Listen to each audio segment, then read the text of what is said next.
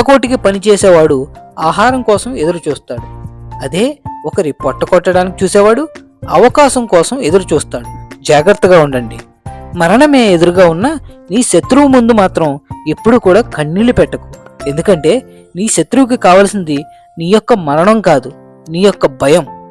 ఏ బంధమైనా పోగొట్టుకోవడానికి 1 నిమిషం చాలు, కానీ మళ్ళీ తిరిగి సంపాదించుకోవడానికి మీ యొక్క జీవితకాలం సరిపోదు. గుర్తుంచుకోండి, ప్రేమతో పలకరించే రోజులు పోయి కేవలం అవసరానికి మాట్లాడే రోజులొచ్చాయి కాదంటారా? ఎలా బ్రతకాలో ఎలా బ్రతకకూడదో తెలియాలంటే ప్రవచనాలే వినాల్సిన అవసరం లేదు. మన జీవితంలో మనకు ఎదురైన అనుభవాలు చాలు. డబ్బు ఉన్నవారిని నిద్రపోనివ్వదు, లేనివారిని బ్రతకనివ్వదు.